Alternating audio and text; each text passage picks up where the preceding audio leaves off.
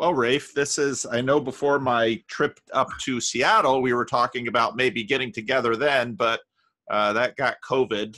So wasn't able to do that. Nope. What would you, I'm happy to do anything. I saw your conversation with John and that, I'd seen parkour and, you see videos of it. That's really cool. Look what they're doing. But I had no idea all that was behind it. And so I'm just curious about you in terms of, if you watched any conversations on my channel, how did you grow up, your religious background? Sure. What happened to that? All that sort of thing I'm really interested in. Yeah. So I grew up, where should I start the story? So my great grandfather, Stan Janicki, came, I think, originally from Poland, first to Chicago, and then homesteaded in the Skagit Valley in Northwest Washington in 1920. So 100 years ago. Okay. They were Polish Catholics. And then my grandfather on my father's side was a Mormon. He grew up in the Mormon church and then left the church. And then he was the second husband of my grandmother, which was a big kind of problem. Then on my mom's side, they were kind of mainline Protestants, but my grandfather on that side was from British Guiana. And so it's hard to know what his life was like before he came to the States because they kind of changed their identity. They were classed as colored when they came across Ellis Island, and they had a lot of shame about that, and changed their names, took an identity claiming to be English rather than a Portuguese ancestry. Wow. So there's all that kind of background and story, which is fun. So anyways, my dad and my mom both, for their own reasons, I guess, kind of entered the counterculture and, went towards the hippie lifestyle. So my grandfather, they took the original, homestead, which had served as a shake mill and logging stuff, and then became sorry, I'm breathing a little bit hard. I just did some sled work to help myself wake up before we did this. But my grandfather turned it into a cattle ranch. And then my dad became a vegetarian and planted tons of apple trees and everything on it. And it became a little bit of like not quite a hippie commune because my dad owned it, but it's a big attraction for hippies. And my dad's a world famous natural building architect. He's been featured in National Geographic, New York Times, Better Homes and Gardens. What's his name? Dream Cribs. Rafe Kelley. How do you spell his first name? S-U-N, like sun, yeah. And then Ray, R-A-Y. Wow. You can find him pretty easily. Cool. So wild. My parents are both spiritual and not religious. Uh-huh. And they didn't really make any intention to try to bring us up with anything. I remember early on in my life reading the Bhagavad Gita with my parents, and they went through different phases. My name is, I go by the name Rafe. My name is actually Michael Raphael Say-Through Kelly. And funny story about that. So Michael and Raphael are archangels, right? Right. And then Say-Through is a New Age Church of Christ ascended master. My father met in a guided meditation when they were trying to get pregnant with me. Wow. So funny history to my names. My older brother's name is Kai Razus. Wow. And then my little sister's name is Kumara. And that's a Hindu child goddess. So my parents were both interested in that. My dad's a big fan of Ganesh, and they were both yogis and taught yoga, and my dad traveled in ashrams in India. So I was around certain stuff like that. And then I had a mentor who came into my life when I was 8 years old who was involved with a Native American religion. There was a group called the Red Cedar Circle that followed the teachings of a man named Johnny Moses. And it was apparently a specific religious tradition here on the West Coast called Sisuis. So from like 8 to maybe 13, 14 years old, I was sort of practicing that with him, but I was pretty skeptical. And then after that, I pretty much became a hardline atheist, up until pretty much encountering Jordan Peterson's work. Well, what was the path to atheism? I mean, so I'm always interested in religious migrations in or out of Christianity and between them. I mean, what was that? What was involved in that for you? Well, I think that I don't think that there was any kind of spirituality wasn't very satisfying, right?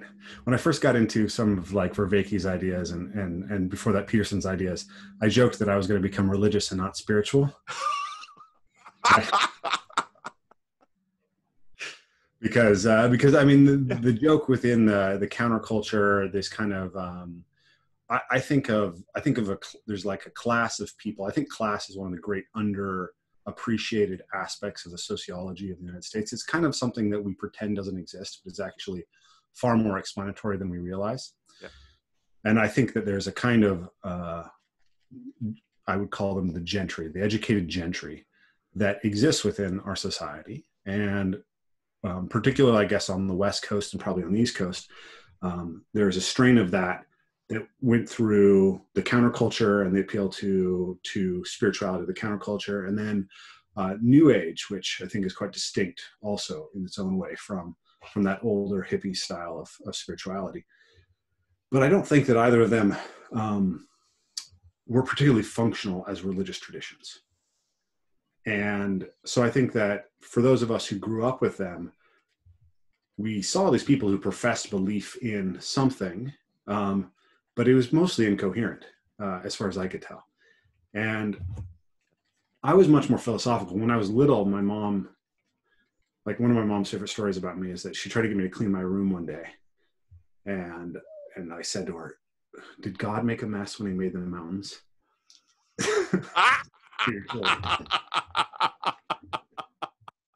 So, and your mother thought, wow, this boy's going to be something. Yeah. And, she remembers like going on hikes with me, and like I'd run up ahead and she'd find me like just talking to some random stranger about the nature of God when I was 3 years old. So I had this very philosophical, almost theological kind of approach at a young age, but I was also very influenced by my older brother. My older brother's an engineer, and he's like, the story about my older brother is that like my mom asked him when he was like, I think 3 years old, what he wanted for Christmas on Christmas Eve. And he said a banana. And so he gets the banana the next day, and he's so excited about it. He just like over the moon for this banana, which which all these other toys are just meaningless to him. And she swears that he was testing whether Santa Claus actually existed.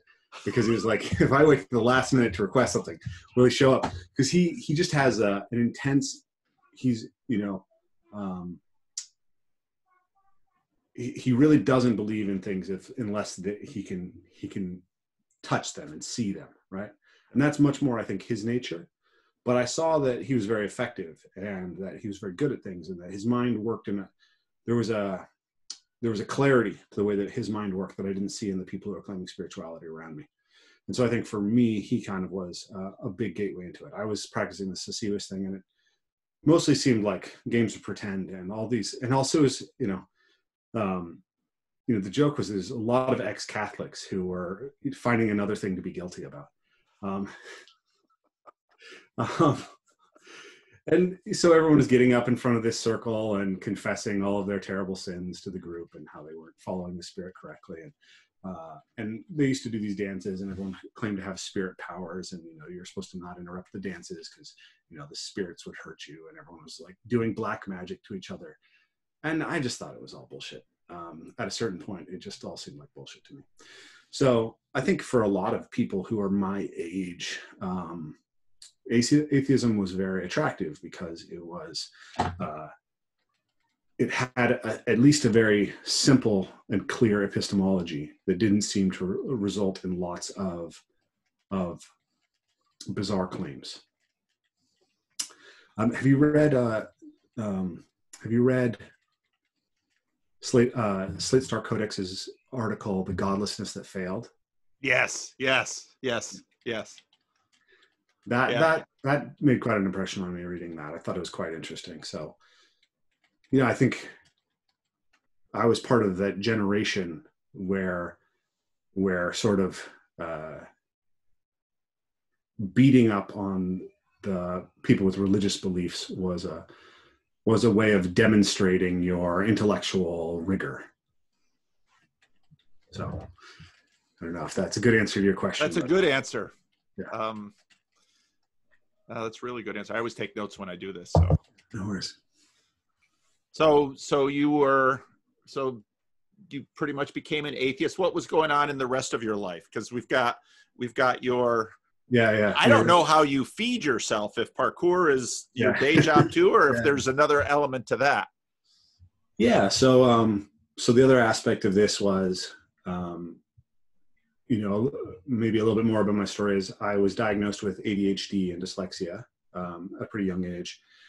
I had clear learning disabilities, and I was taken out of, they wanted to hold me back after kindergarten, and then after first grade, and then after second grade, and then after third grade. And my mom petitioned me through each time, but then after third grade, it was like they were not going to let me go through. And I had that mentor who I mentioned, who happened to have moved next door, and he offered to take on my education. So I had a number of other things that had gone on in my life that had caused me to have a fair amount of trauma, I guess.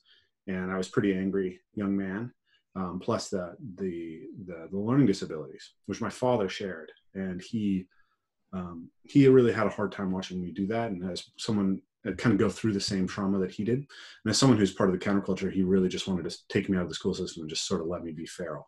Yeah. And there was a lot of fights between my parents about that. And my dad's response to that was to kind of just pull away from me emotionally. He just couldn't really deal with the fact that I was going through this.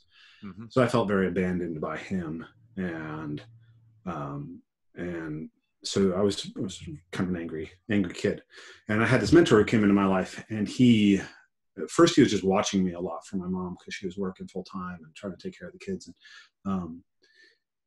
And we started roughhousing a lot. He would just let me fight with him as much as I want. Really, like, very intense physical fighting. He said I used to black out and call him the shadow, and I would just attack the shadow, which I can't remember even. So it must have been processing some pretty intense emotion through that.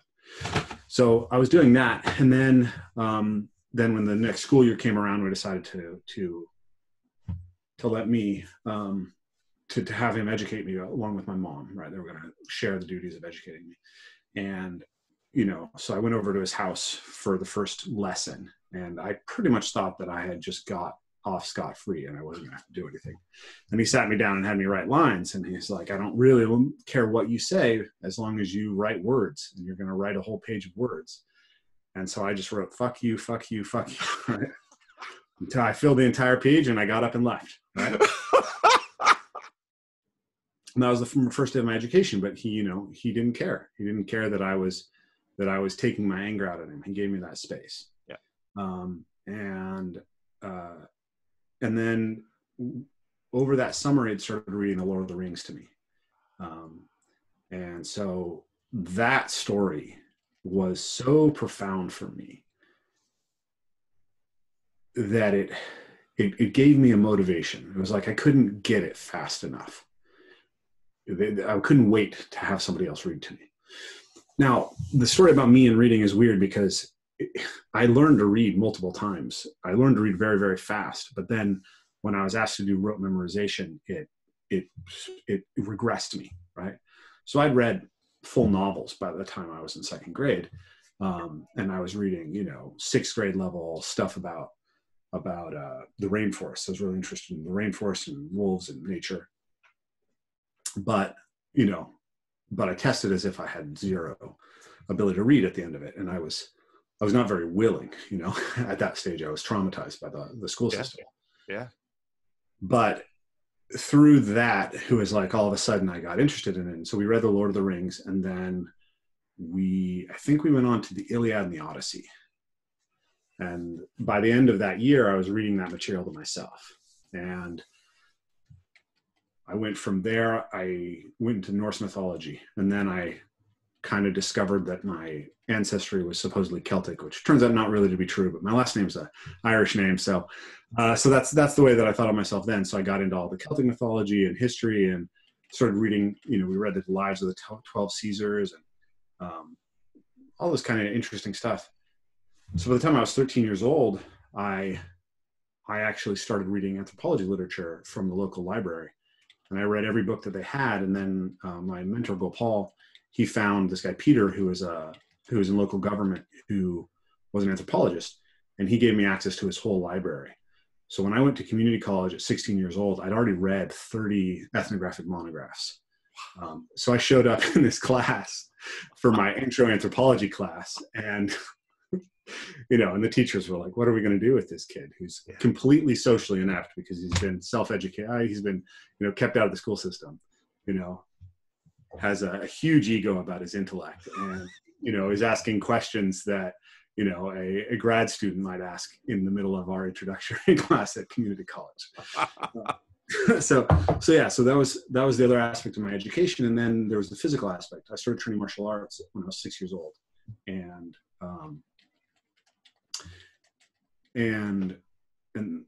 I went in and out of the martial arts for years, but it was always a really powerful outlet for me and, connected with the roughhousing play. And then so going back to the Lord of the Rings, right? I ran around the woods a lot with a sword pretending to slay orcs, right? And I remember around 12 years old having this like really profound sense of disillusionment that there weren't actually orcs or dragons. That like I couldn't grow up and become Aragorn. There were no apprenticeships for rangers out there. And so at that point, I really stopped being as physically active for about 3 years. And then the 1996 Olympics showed up. And I watched Carrie Strug, land that vault on her broken leg. And my sister had been taking gymnastics. And I just was so enthusiastic about it. And I started taking gymnastics. I was watching Michael Jordan came back, and so it's got, like my friends were into baseball and basketball, and I got into playing basketball a lot and got into strength conditioning through that. And then the other thing that I kind of want to mention here is I started working with kids at 12 years old, like in that Red Cedar Circle. I'd be at these gatherings and their parents would be busy, and there'd be these 3 and 4 year old kids, and I'd end up kind of just taking over and playing with them and doing the same kind of roughhousing that my mentor did for me. And I noticed that like every kid that I ran into had this huge desire to have intense physical play, and they weren't getting it met. And so lots of people really appreciated the way that I played with their kids. And so I ended up getting a position kind of as a mentor. And my best friend passed away. He died after complications from surgery for having his spleen taken out. And I kind of took over as the big brother for his little brother. So I went through all this. So then fast forward, I guess, I was looking for a job in college, and I saw an opportunity to teach gymnastics. And I thought, hey, I don't know that much gymnastics. I've only been doing it for a few years off and on, but I figured I was good with kids. So I started doing that, and I fell in love with the teaching. And I realized that that anthropology had kind of been destroyed by postmodernism. And I decided that I didn't see a future there, and I saw a future in being a coach. And with 3 classes left to go, I left university and focused on coaching. And then right around the same time, I discovered parkour and fell in love with parkour. So yeah, a lot of story there, a lot of background. That's great. That's a great story. Yeah. So then, parkour for me was like, and maybe this is me reinterpreting the story, but my older brother showed me a video of David Bell, right? And I feel like, and I don't think I articulated this in my mind, but I think the feeling was, okay, you can't go slay a dragon like Sigurd, right? You can't go defeat Sauron like Aragorn and Frodo. But there's actually dragons out there. They're just inside you. And when you go jump between these buildings like David Bell, that's your opportunity to slay the dragon within yourself. That's your opportunity to confront your fear. There's the chance to do something heroic. That's what I think I was really thinking. It was like, this looks heroic. This calls me back to the quest that I saw in Tolkien, that I saw in the Iliad, that I saw in the Odyssey. And it was as if someone had taken gymnastics and everything I loved about gymnastics, and think about how heroic that moment with Carrie Strug was. Yeah. And it was as if they ripped the top off and was like, this is the guts of it. This is the evolutionary root of where gymnastics come from. And that's what parkour was for me. And so right away, there was this intersection in my interest between evolutionary biology and ethnography with the physical culture that I was experiencing in the martial arts. And there was this desire to think of like how to move like a hero, right? What are those characteristics? In the Irish mythology, there's actually a lot of parkour, right? In the Finian cycle, so it's also in the Ulster cycle, but the Finian cycle is there's kind of three major mythological cycles in Irish mythology. There's the mythological cycle, which is the stories of the gods, which is mainly in a book called the Book of the Takings of Ireland, Leva Gabala Erin. And then the second one is what's called the Ulster cycle, which revolves primarily around the hero Cuchulainn. And the most famous one is the Town Bucunli, which means the cattle raid of Cooley. And then the third one is the Fenian cycle. And I guess there's a fourth one, which is the historical cycle, which they start having kind of semi-historical kings who are the mythological figures. But the stories of Finn McCool are around this idea of this kind of band of rangers, very much like Aragorn's rangers, who protect Ireland and live in the forest as kind of like hunter, forager warriors. And they describe what it takes to join the Fianna. And in order to join the Fianna, one of the tasks is you have to be able to run through the woods, and you have to be able to jump over a log as high as your shoulders and pass under a log as low as your knees, and pull a thorn from your foot without breaking stride. And you have to do all of it without losing any of the hair from your braids, because they wore braids at the time. And that's a description of parkour skills. And the most famous story in the Fenian cycle is the story of Diarmid and Grania. And in the story of Diarmid and Grania, Diarmid is one of Finn's lieutenants. Finn's the chief of the Fianna. So Finn's an old man at this point, and he's lost his wife, and he wants a new wife. And so he's offered to marry the daughter of the High King of Ireland. But she's young, and he's now very old, and she's not interested in marrying an old man. And so she asks a number of the Fianna to take her away. And finally she comes to Diarmid, who is famously beautiful. And he's been blessed by a goddess with a love spot and everything. And she puts a taboo on him. It's called a geish in Irish literature, that he can't refuse her, right? So she uses magic to make him unable to refuse her and forces him to take her. So they flee. So then Finn sends all of his warriors to try and catch Diarmid, but Diarmid's the best of them, right? So in Irish mythology, like Norse mythology is, especially like the sagas, is pretty realistic. Irish mythology is like Marvel. It's like one warrior will kill 50,000 people in a day, no problem. So there's a scene though where Diarmid, Finn sent these warriors, and Diarmid's walking, and he sees them, and they don't realize what he looks like. So he goes up to them, and they're like, "Oh, we're looking for Diarmid Dúdna," and he says to them, "Oh, I just saw him yesterday, right?" And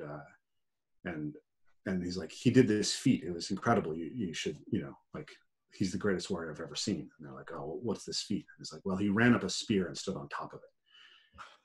And they're like, "Oh, we don't believe it. Oh, like, we could do anything that he could do." And he's like, "Well, I'll show you the trick." So he runs up the spear and stands on top of it. And then half their army tries to run up the spear and stand on top of it and impales themselves. So then he comes back the next day, and he's like, they're like, "Have you seen Diarmid?" It's like, "Yeah, I just saw him in the afternoon after I saw you guys, and he showed me this feat. It's incredible. I've never seen anything like it." And he has them set out two swords between two men's shoulders, and he jumps up in between them and lands, right? An exceedingly light bound is what they say over and over again. And then, the army tries it, tons of them die, right? And then the third day he comes back and he's like, "Oh yeah, I saw Diarmid. He did this incredible feat. He took a barrel full of mead and he rode it down this rocky cliff, right, keeping his feet on it the whole way. Then a bunch of their army goes down and dies like that. So now he's reduced the army to a small size, and then he kills them. But these feats show up over and over again. This idea that the warrior isn't just able to use a sword; he's able to run and jump and climb and do flips. And it also shows up in like Norse sagas too. There's a beautiful Norse saga called Null Saga. It's my favorite of the Norse sagas. And there's a moment where one of the characters, Skarphedin, they're about to have a big fight on an icy river, and he jumps across the river, lands on the ice, and slides across the ice and chops the top of a guy's head off while he's doing it. This is like a legendary thing that happens. It's more realistic, right? But it's still this idea that there's an aspect of being able to move with the environment that wasn't captured in the martial arts that I'd been training, right? I could punch, I could kick, I could grapple, but I had to be able to move in the environment. And so I was interested in this idea of like, okay, one more thing. In the Red Branch, Cuchulainn, the hero Cuchulainn, he's described as having all these feats, like the feat of the salmon leap. But we don't actually know what those feats are. And so I was like wondering, what were they talking about? And I think it was like some kind of acrobatics. So I was like thinking about this idea. We need to combine acrobatics and martial arts and parkour, and all of this somehow had to do with the heroic quest back in 2006. Yeah, so I don't know. Maybe it's a good time to stop my story for a second and see what you're thinking. No, that's great. And it's, I can see it. So this, in some ways the whole story, of course, I teach the Bible. The whole story of the Bible is the marriage of heaven and earth. Mm-hmm. And Christianity has in many ways, and when I say heaven, we're thinking in a sense the abstract, the intellectual, the spiritual, and it tends to sometimes minimize. It fails. Christianity can get very Gnostic-y and sort of floats up untethered, and Protestantism especially can have a sense to do that. Now, the Reformed tradition for me usually emphasizes the goodness of creation and the resurrection of Jesus and all these ways to try and keep things tethered. One of the things that I note in the deconstruction of many Protestant Christians is in fact sort of this, they just sort of float away from everything. And actually in the practice of the faith, there's people do it, but they don't realize what they're doing, because they'll say, well, you should go to church on Sunday. Well, for many people, going to church is about the only physical thing, because so much of it is in their head and sort of floating up away from earth. And so I've been in terms of watching the hollowing of Christendom, a lot of the people are looking at movement, physicality.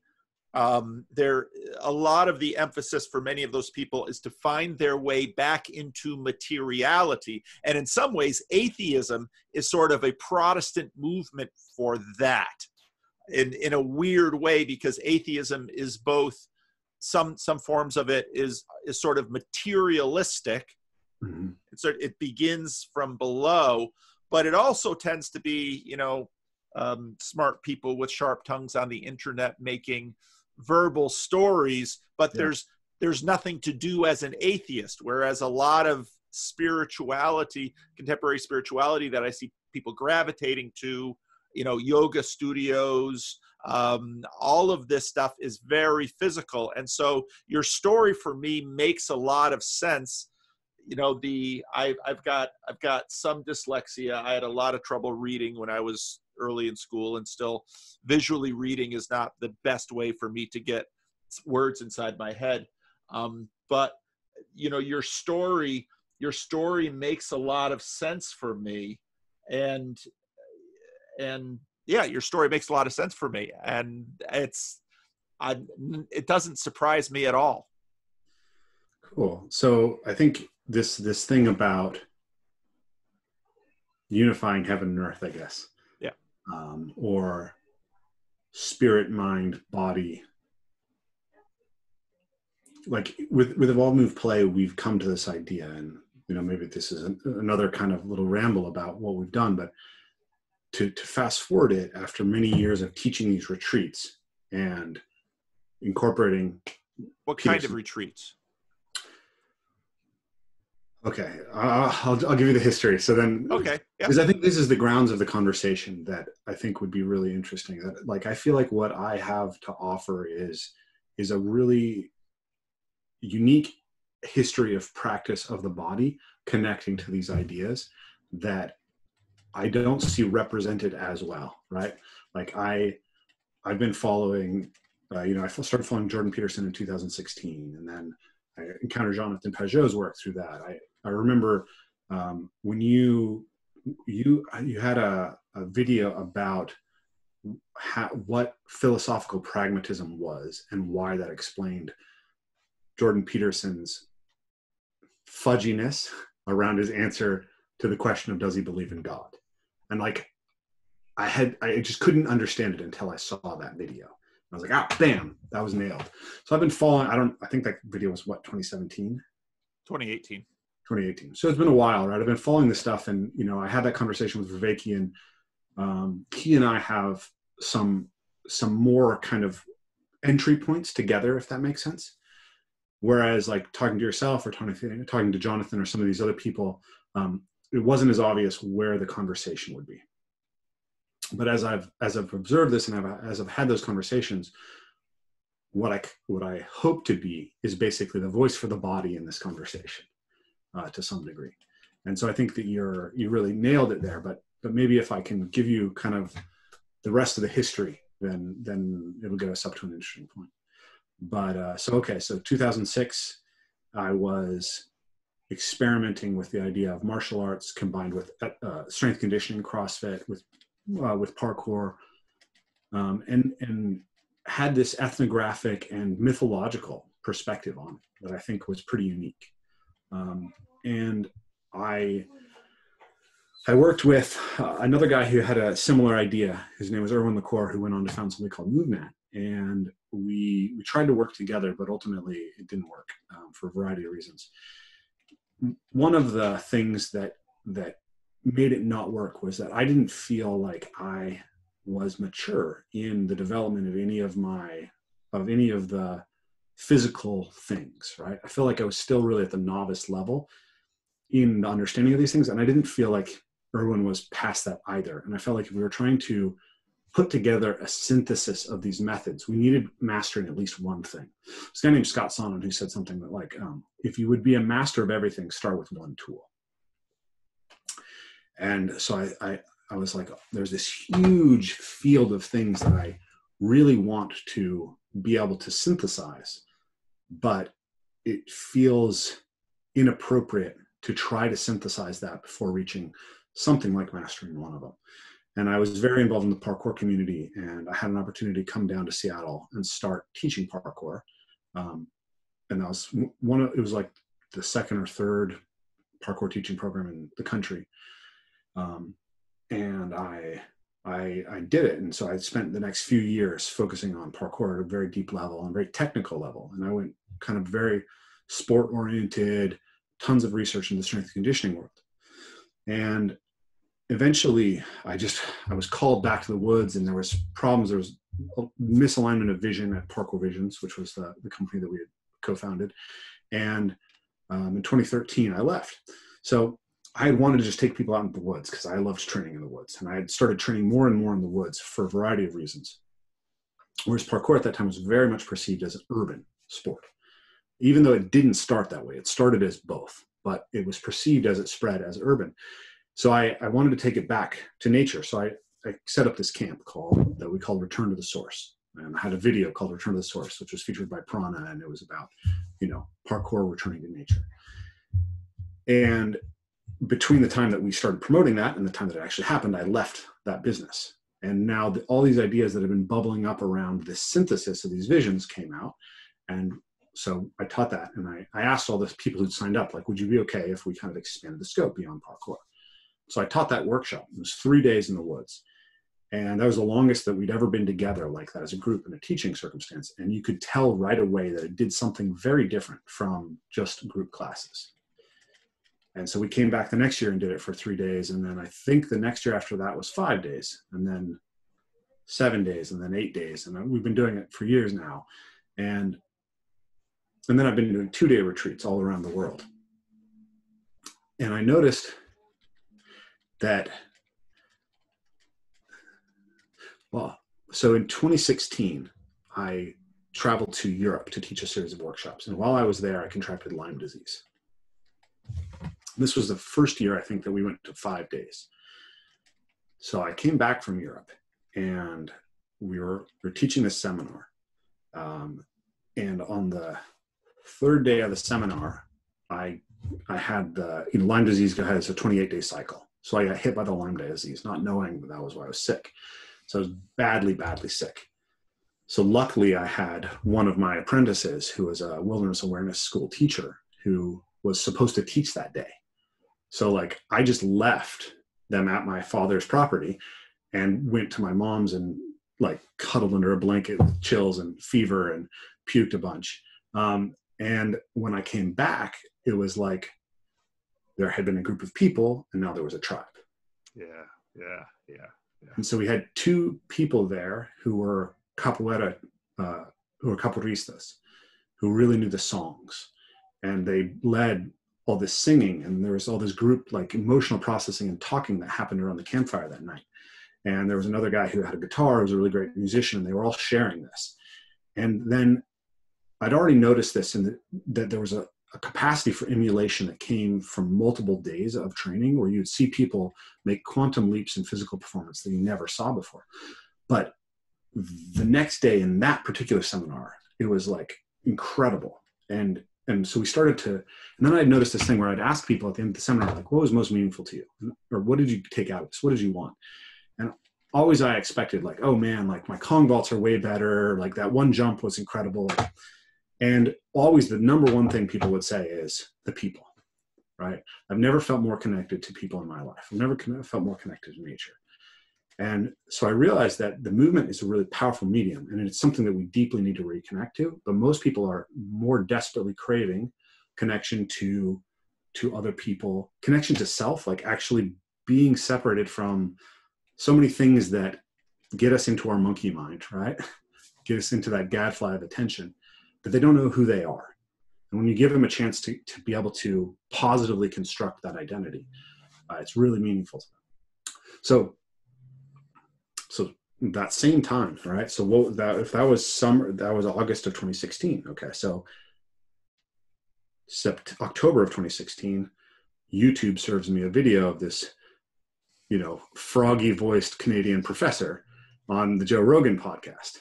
And I'm right-leaning, or was right-leaning. I have trouble wanting to map myself to any side of the political spectrum anymore. But at the time I was right-leaning, and I thought what he was saying politically was pretty interesting. And I appreciated his commitment to free speech. And that part of the interview was interesting, but there was a certain point where it shifts over from a conversation about politics to a conversation about meaning. And that was like, my eyes got this big, right? It was huge. And what had happened in my teaching was that I had noticed that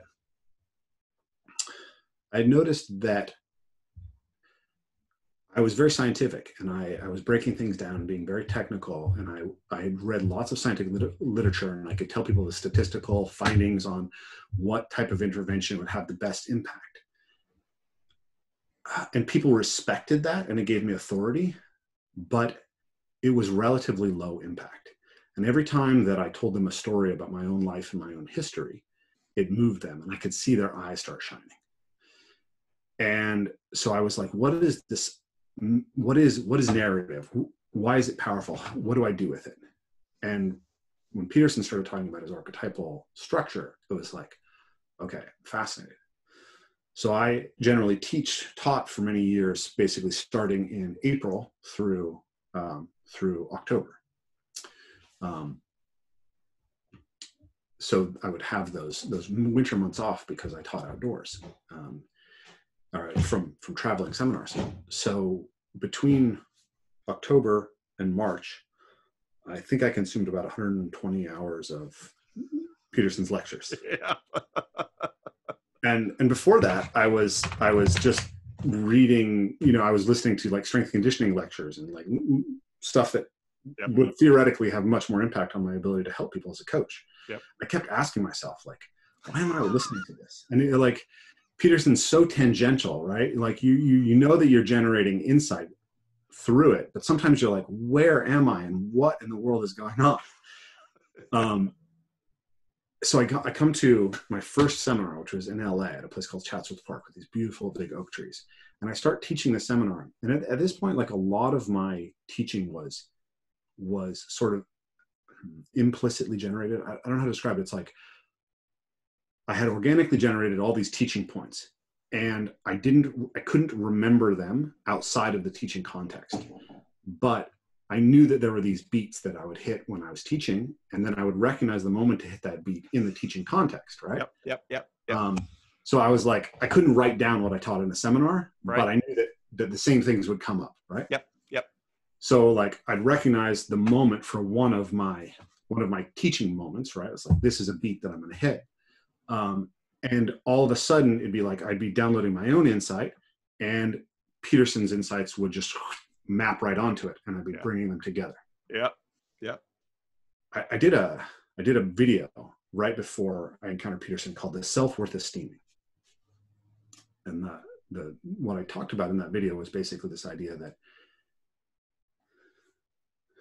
we, as a culture, we're suffering, we're anxious, we're depressed. And we've made this assumption that if we like ourselves more, if we focus on creating an emotion of kindness or like for ourselves, that will solve it. And it seems to not work because we're getting more depressed. And if anything, what it seems to be doing is making people more narcissistic, which is actually an insecure position. Yep. And so what I said was, what you should be doing instead is trying to build a self-worth esteeming, right? That in the long term, your self-worth is much better addressed by becoming the type of person that you would admire than by trying to admire the person that you currently are. And the other aspect of that was I thought that our culture in many ways has robbed us of those sources of meaning that give us something to admire, right?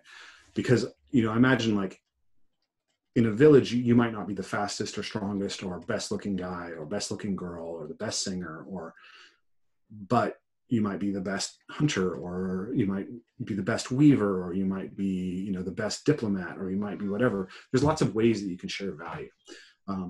But we've tended to sort of narrow people to how they can earn and then how sexy they are.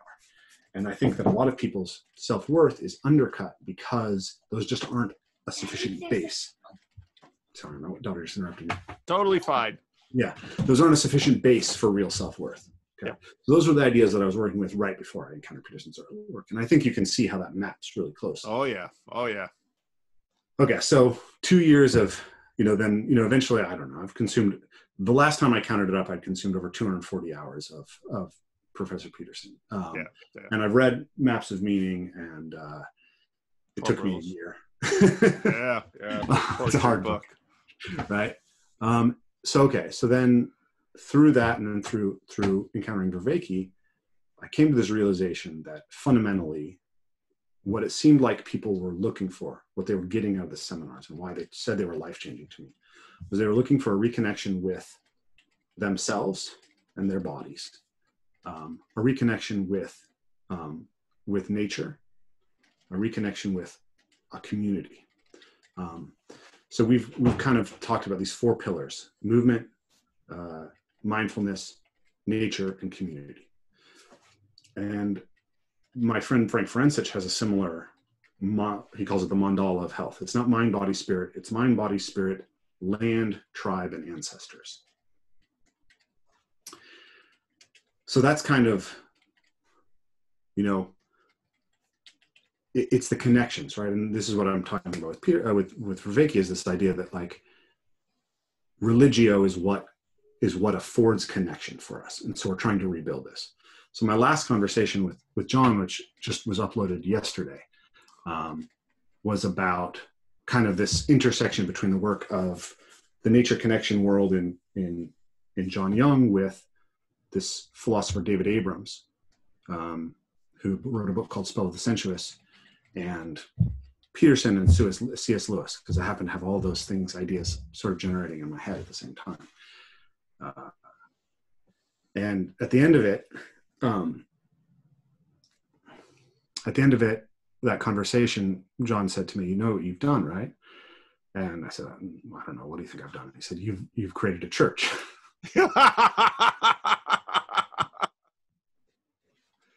So, and what's interesting about that is we have this map of our method, right? It's like, well, so we're trying to help people build more meaningful lives. And we can help them through helping them with body practices, with mindfulness practices, with reconnecting to nature, with building community. And then those things kind of immediately afford a sense of meaning through like changing the way they are in the moment. We can think of that as like the being mode, right? In this moment, I am in play, right? I'm in the flow state. I'm in community. But they also afford a self-transformation over time, which is that heroic archetype, the divine double, right? Self-transcendence, whatever you want to call it. And we were starting to map out like, well, what is that? So we said, well, what are the barriers to physical practice? And the barriers to solving problems. It's like, well, can you understand what the problem is? Can you see what it is? Vision, right? And then there's, can you articulate it? Can you say what it is? Because you can start to see a problem, but when you can describe it, you have so much more power over it, right? So there's the power of articulated speech. And then do you have the strength physically to overcome a problem, or do you have the strength emotionally to overcome a problem? And then do you have skills to apply to that problem? So we have these archetypes that we sort of, talk about, which is Horus is vision, right? And Socrates is the word, right? And Thor is strength, or Hercules is strength, and Luke is skillfulness. He's a Celtic god. Could be Mercury if you like the Romans. And then you could look at the Buddha for like emotional strength, or you could look at Socrates. They're both great archetypes of this. But as I was looking at that list, what I realized was that you could have all of those characteristics and be evil.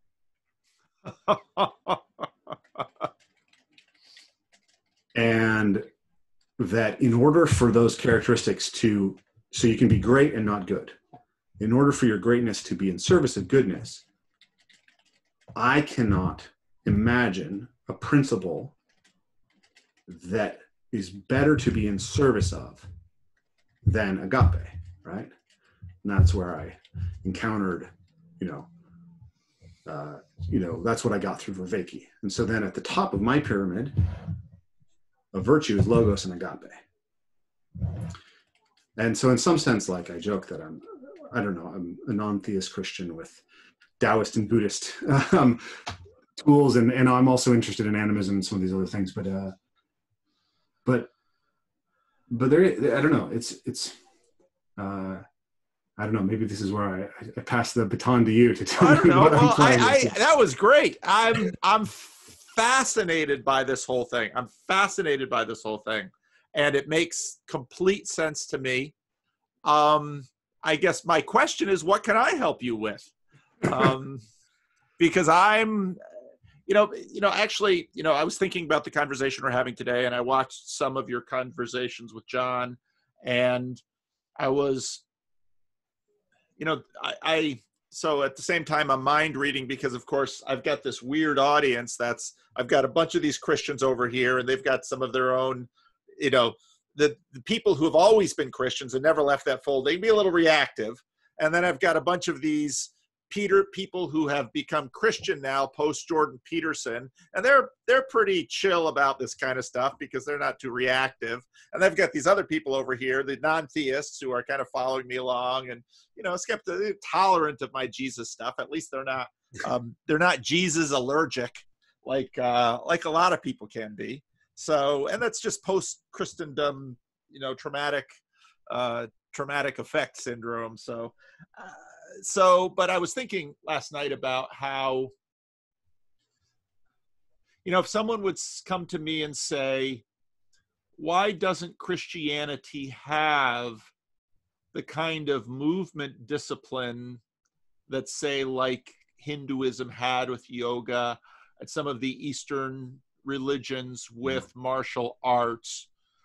I would have to, on one hand, say, I don't know, maybe it does and it was set aside. That's a possibility. Number two is maybe that was simply part of the other cultural packages that cultures had in order to survive in pre-urbanization. And of course, your anthropological, you know, there's those questions that arise. And then other smells and bells traditions of Christianity will say, oh no, we're doing all kinds of body stuff. It's just you Protestants have abandoned it as you are floating away in your proto-Gnosticism. So it can go lots of different ways, but missiologically in church, I really see missiologically, that's the churches, that's, oh gosh, good call. The mission of the church is to spread the good news, and that school is missiology, just like all the ologies. Missiology is the knowledge of mission. Right. Missiology is the knowledge of mission. And right now, in terms of the kinds of defections that Christianity is seeing, putting on my Christian professional hat right now, many people in the church, the church has done nothing to serve the physicality of believers, and there's zero place for that within Christianity. And I see that as a problem. Now, that opens me up to a whole bunch of stuff over here with the Christian people. But if I was too scared of things, I wouldn't be making videos on YouTube. So I'll brave that. But for that reason, you know, I can really see how listening to your story and where you've come and what you've learned, it all sorts of lays out that we are, you know, and especially in Christianity, unlike what many Christians believe, Christianity is not the assertion that, well, if you love Jesus, when you die, this spirit soul thing goes up to be with Jesus and end of story. No, Christianity is a resurrection, and you get a new body, and it's the end of the age of decay. And my body has now suffered for 56 years of decay in this world, and a certain degree of negligence on my part. And one way or another, the age of decay will take my body from me. And Christianity says this is not the way we're meant to be. And, you know, it's so much fun. I watched a couple of your videos, and I realized that a lot of the stuff you do in your videos, I dream about. Wow. That I often flying dreams. I have a lot of flying dreams, but I also dream about the kinds of things that you do. And one of the favorite, someone else mentioned this recently. I think it was Jackson, you know, who made the Lord of the Rings movie. When I was a kid, one of the favorite parts of the Lord of the Rings was the great run of Aragorn, Gimli, and Legolas. And why did that so capture me? It remains one of the favorite parts of the novel. And it's strange because, you know, that's not a great battle. It's what is heroic about that run? And I think you are onto so much right stuff. And the way you laid it out, I think, you know, really connects. Well, what part is Christianity playing? And it's of course the the center of the message of Christ. I'm currently working on the Sermon on the Mount for my sermon series. Well, it's this agapic love. And, you know, of course I have all these Christians in my following, and many of them were very reluctant to go with John Vervaeke videos. They were a little annoyed. I get angry letters from people asking me why I'm using him in my videos. I should stop that now. And but, you know, when he talked about agape, the Christians all sort of paused and said, oh my, I haven't heard a preacher talk about agape like that. And so he got their attention. So whatever their complaints about John, well, he said that agape piece, so we can't really say he's ignorant of us. So, and so the way you laid it all out now is really exciting for me, although I get excited easily, if you haven't noticed. And so what can I do for you? Because I'm very interested in your project. Yeah, I think there's a lot, right? I think just having these conversations, having a forum where I tell the story from the perspective of what's the religious history of this? Where is that? Where does this go? Like, you know, that's an interesting lens, right? Everyone's always going to ask me about movement, but like, oh, you know, what does it mean that that I came, like my father and his family were called the bastards, right? Like their grandfather called them the bastards because their mother got divorced before she married their father, right? So there's these layers of trauma there. And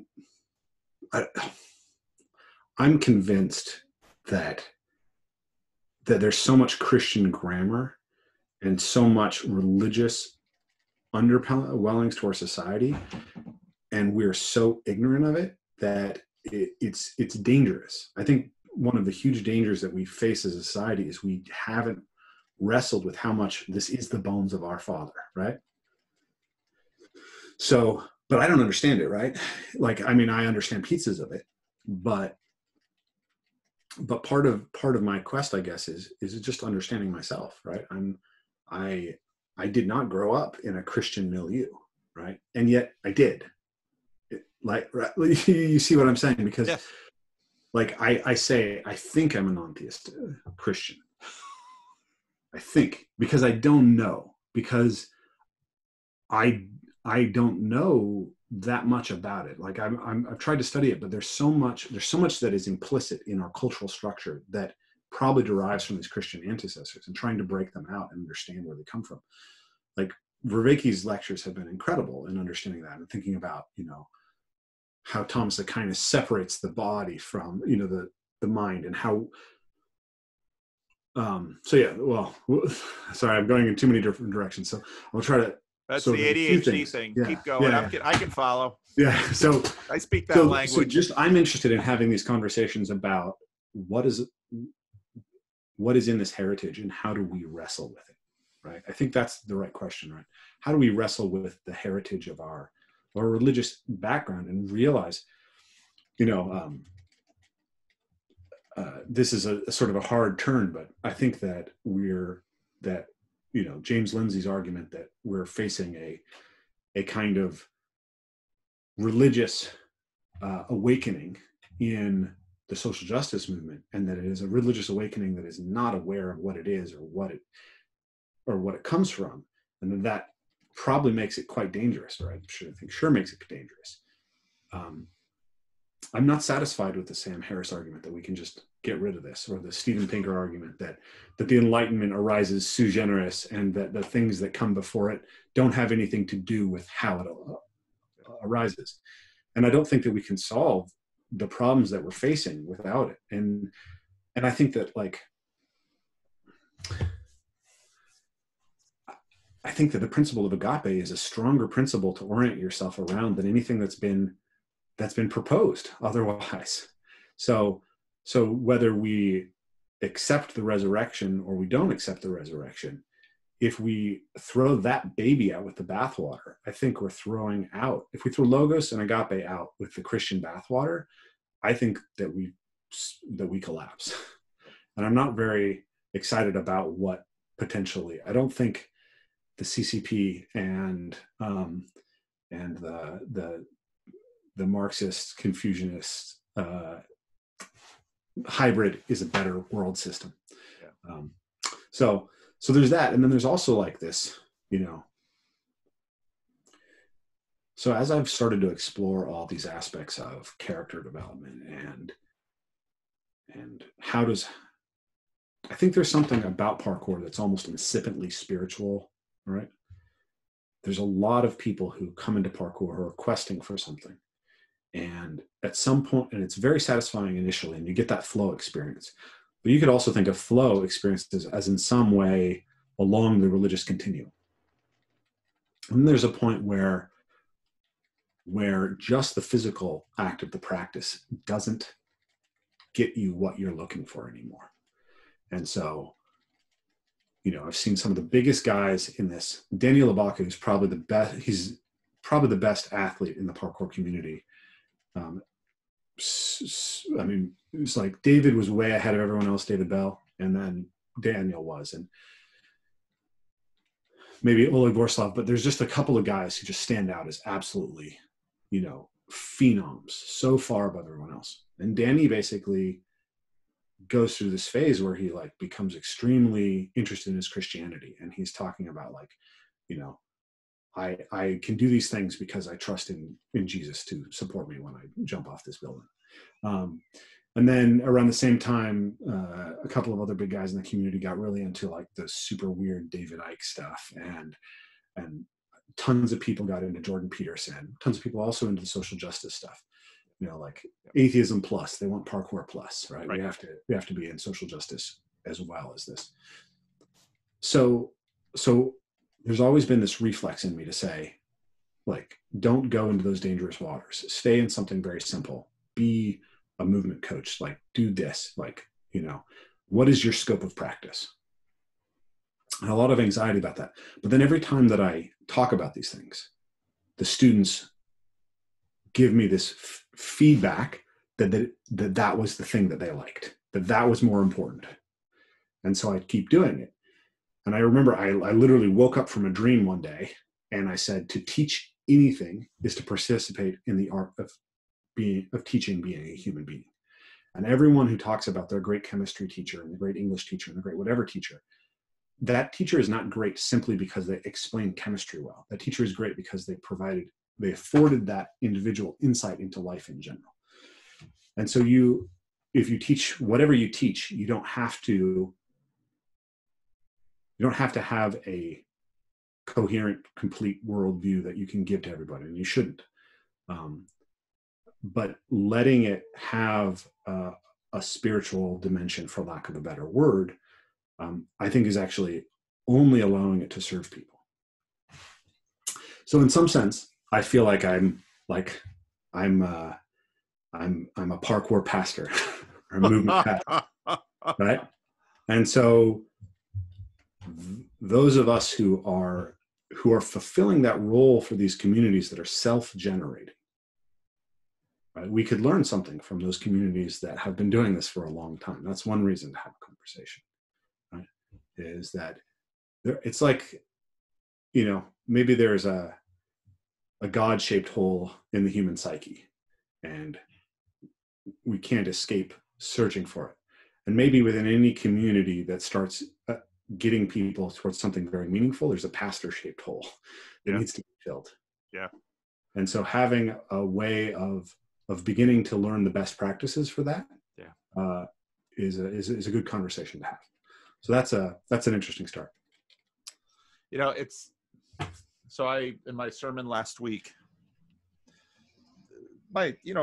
people ask me why my church is so small. You just gotta feel for these poor people, because I'm having all these conversations with people that are totally strange to them that they wouldn't understand, and all of this stuff is leaking into their sermons, and they have no idea why do you talk about these things? They're relevant to me, So I saw the Rebel Wisdom video on Game B with Jim Rutt and Brett Weinstein, and of course, as a pastor, I'm doing all this stuff on the internet while I'm trying to keep my day job and keep the church alive. And of course, they always wander into each other. And, I thought of the fact that, Jesus didn't write a book. Mm-hmm. Jesus spent 3 years pouring himself into a fairly small group of disciples. There are the 12 and then 72 and then the 120. So there are men and women in this group. And, then Pretty radical.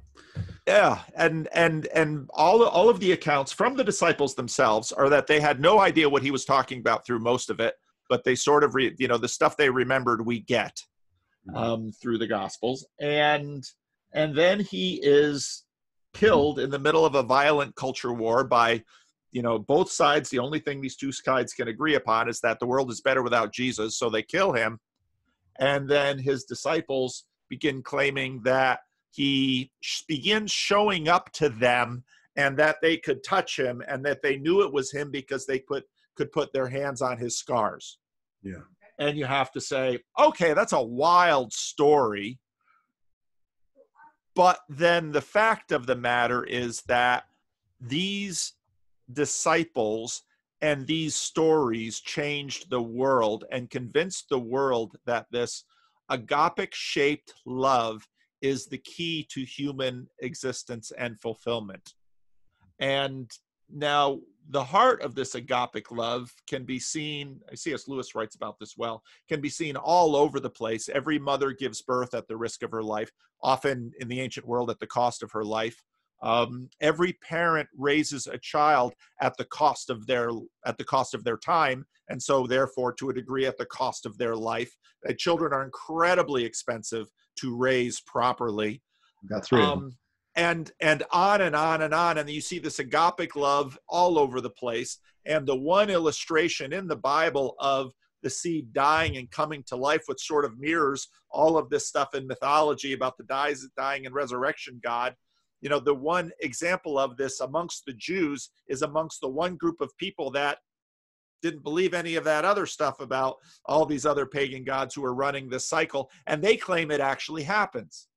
And it's like, wow, that's a lot to take. And so, when I was listening to your talk with John Vervaeke, I was struck by the fact that, here as you by your story, it just fills in the package of, the movement in the woods and you're doing it and you're entering into a flow state and you get at a certain level and somehow this isn't enough, and your body's going to tell you that at some point, because as you talked about, you start getting injuries. Well, why do you start getting injuries? Well, you're getting older and it's hard on the body. And so then of course the young practitioner becomes the teacher and has wisdom to give and so on and so forth. But Christianity says, or the God shows up in the temple in the book of Isaiah, and God has a commission for Isaiah, and Isaiah's got to do some things, and everything's falling apart. And the angels show up and they cry out, "Holy, holy, holy is the Lord God Almighty." Means he's transcendent and far above everything. So he's higher than any Protestant can go or would dare imagine to go. And then they say, and the whole earth is full of his glory. And I think part of what that means is exactly what you've described, that if you go into the physical enough, you and this is exactly what Augustine went, any path you go into deep enough, you're going to start hungering for the maker of that path. And so that's why, none of your story surprises me. And the really, when you were talking, the one author that came to mind when you talked about the fact that Christianity is so deep in our bones here, and we keep finding our father's bones, is Chesterton. Because Chesterton has all these weird passages about, the guy who set out on a sailboat away from England, landed back on England, not knowing he's back home, and, having all these discoveries about look at these people. And Chesterton talks about, you know, what if people from the other side of the world came? And Chesterton keeps coming around to this idea that we keep digging in only to find ourselves, and that this stuff is inescapable. So again, a parkour pastor doesn't sound in any way strange to me, because of course, but now you have a problem. You just have different problems than what I have, because, well, what does this mean? It's sort of like the pastor of the IDW. Well, what on earth does that mean? I've got congregants like Sam Harris, you know. Yeah. So I love where this is going. I still don't know how I can help you, though. Well, this is helpful, right? Just having a conversation, right? I don't say when I say I don't know how I can help you, that isn't sort of a dismissal by any means. It's an honest question. Yeah.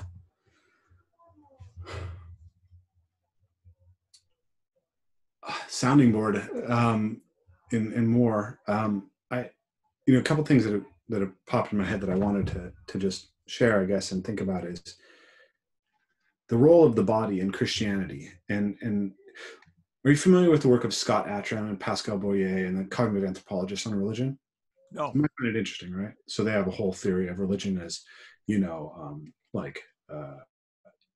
human beings basically have an overactive agency detection mechanism because it's much better to think there's a bear in the woods when there's not than there is. So we tend to see agency in everything.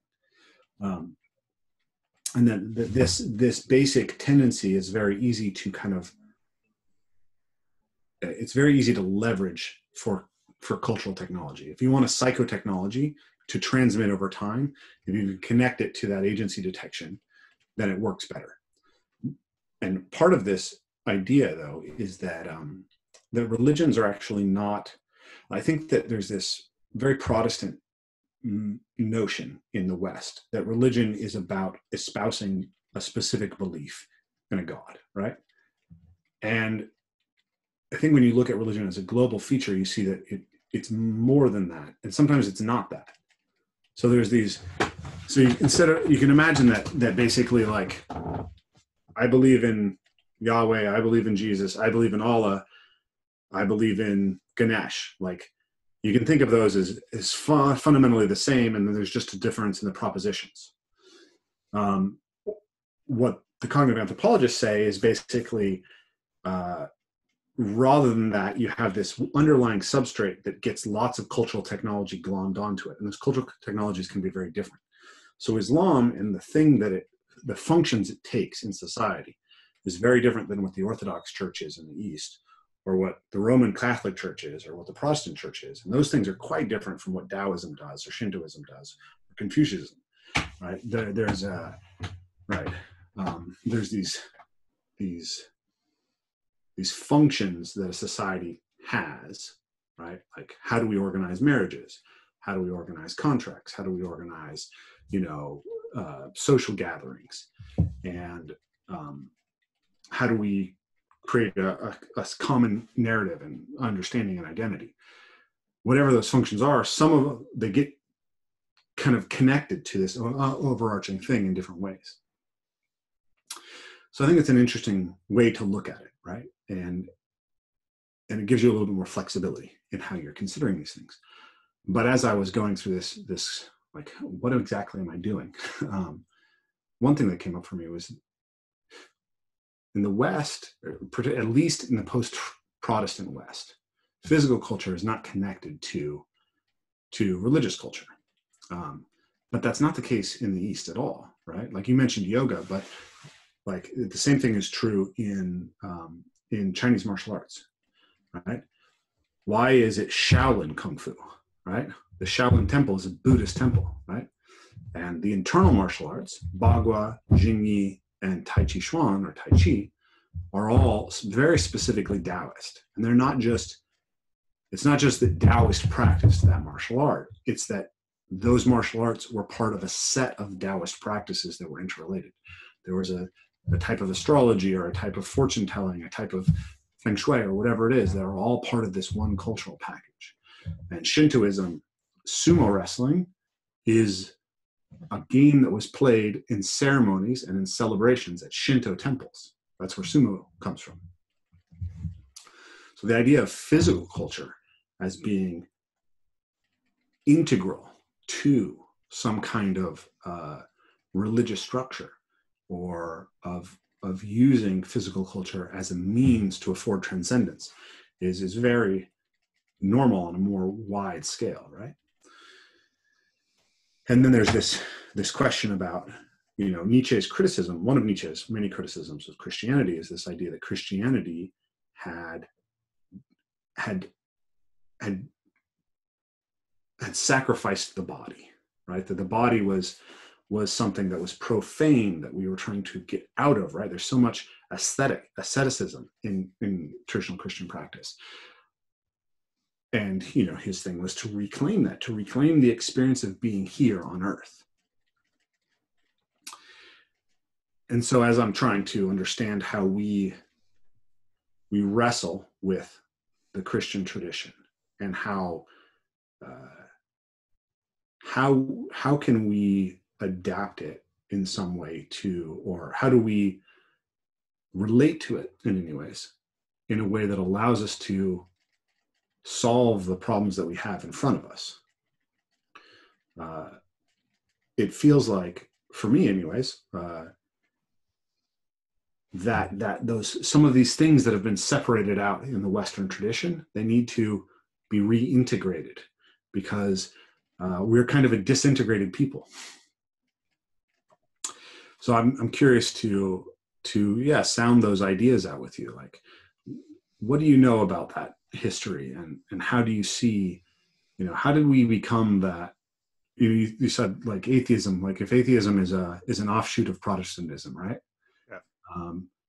Is the stereotype of the internet atheist not the intellectual in the market with the giant ear and the atrophied body that Nietzsche was describing? Yeah. And like when Peterson says, don't call me an intellectual, and Nassim Taleb says, don't call me an intellectual, right? Like, people are surprised by that, but there's a reason behind it. Yes. In some sense, in a Vervaekean type of description, an intellectual is like someone who's overdosed on propositions. Yes. Yes. Yes. And so I don't accept the proposition of faith in Christianity. And yet I find that the story affords me profound transformation. Oh, there's so much there. Let me say a few things. Yeah.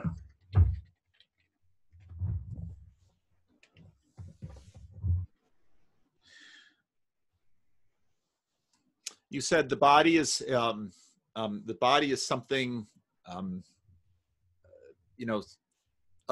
the body is something to reclaim, of being here on earth. Christianity is about the reclamation of heaven and earth, not just the harvesting of souls. It is the story of Christianity is that humanity is responsible for the corruption of God's good intention.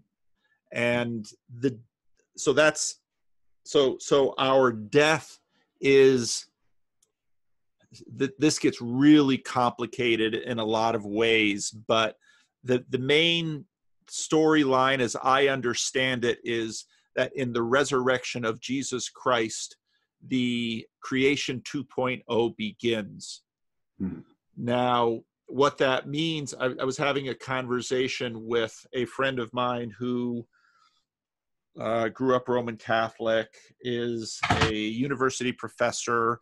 If there's someone I know who is a good friend that you would say is deep into New Age, he was into martial arts, teaches seminars, Native American spirituality, all of this stuff. he's very respectful for me, and in sort of this broadly, respectful of what I do. And part of it's because I work with Black people and homeless people, and that kind of gives me a pass for a bunch of people and a bunch of things. But the one day when I started talking to him about the new heavens and the new earth was the only time that he ever sort of stopped and said, "Is that what Christianity is looking forward to?" And I said, "Yeah, you'd have a hard time figuring that out listening to a lot of Christians, but that's basically what the text is about. The lion lays down with the lamb, neither will they harm or destroy on all my holy mountain." And so the Christianity does not imagine leaving earth. It imagines earth becoming what a good God always intended it to be. Okay, so there's a cyclical aspect to that. How do we relate to it in a way that solves the problems that are in front of us? I just had a conversation, the one before you, talking to, well, I'll post that anyway. I won't go into it too much here, but one of the most open aspects of Christian theology is eschatology, or the doctrine of last things. And that's never been settled in Christianity, because the question is, okay, so Christianity imagines the world set right. How does it get there? Well, there's only rough sketches of it. One of the main things is Jesus does it, but that leads to the question, how does Jesus do it, and what's our part in it? Mm-hmm. And over time, that answer goes through various transitions. In the end of the 19th century, Christians imagined that, now that we've got science, Christianity plus science makes new world. Well, that died in the killing fields of World War I. And since then, Christianity has been struggling with these issues. And so fundamentalists, in a sense, say, I'll fly away. And the main line has said, no, we're good secularists. We'll roll up our sleeves and fix it ourselves. And so you can understand the social justice strain as secular atheist or Christian. They're all sort of continuing that progressivism from the 19th century. It's just taken on different forms now into the 21st century. But these arcs go they're very big arcs, at least big compared to our lives. Yeah. So there's a strain of Christian theology that works what's called realized eschatology, which says things like, we begin to taste the life of the age to come. We bear witness to it in small places, and we anticipate God finally completing it for us and with us, but we're not sure of the details. And so when I hear about your little Parkour church, I think in those terms, because the flow state that you get into, those moments of, and in my system, I would call them glory, that moment of when you've solved this particular, when you've been able to master this particular physical element, and you're celebrating it in community. And, you've never had a better, this one day of practicing in the woods that you'll never forget, because you touched something that day, and some of it was you contributing to it, but a lot of it were things apart from you, but in that day you tasted glory. And this gets into C.S. Lewis and Sensuch, which is this idea of both a nostalgia and glory together, that you tasted something, and it's sort of like, the heroin addict's first hit. They taste it then, and they spend the rest of their life chasing that first high. Yeah. And so, yes, problems will be solved all along the way, but every single solving of a problem brings new problems. And so it's just in the solving of that problem that you begin to taste glory. And that's where what I look at as sort of the ontological argument for Christianity gets triggered, because, gosh, it's the time in the bottle thing that I talked to John Vervaeke about in my last conversation. Or it's Dan Fogelberg. Why can't we make love stay? Why can't I put time in the bottle? Why is my body wearing out? And that's where you see the physical. It's got to be all of the things together. And okay, I've mastered the one. Now I'm on to the other. So I don't know if any of that makes sense, but it is the reintegration of all things. It's heaven and earth coming back together. And it's you tasting something that maybe you've never fully actualized or realized, but something in you says, this is what you were made for. Some things I wanted to pick up there. For whatever reason, one of the things I want to share is there's an interesting thing, which is that I'm working with a guy who's helping me with my online marketing, and he's kind of my business partner now. He's come into the business just within the last year. And he's helped with funnels. He's helped with all these things. He was an online course developer for Oral Roberts University. So you can see the punchline here, right?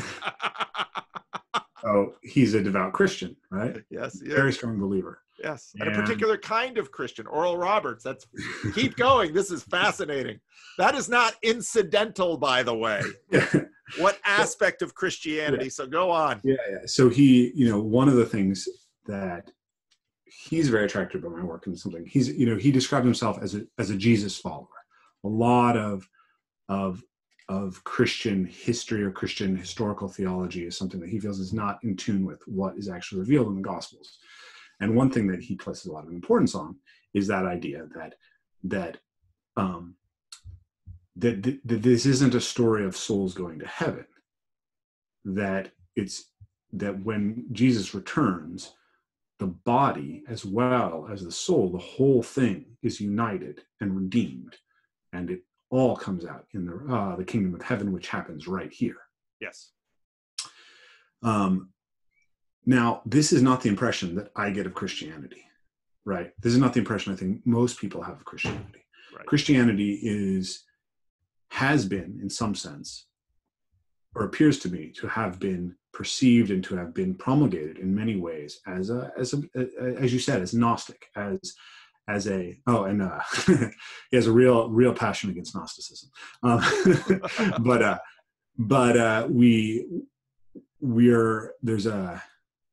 There's a renunciation of the world that's a big part of Christian tradition, and an idea that through the profession of faith, we are afforded this potential to transcend the world and transcend our bodies and to enter heaven as a separate place.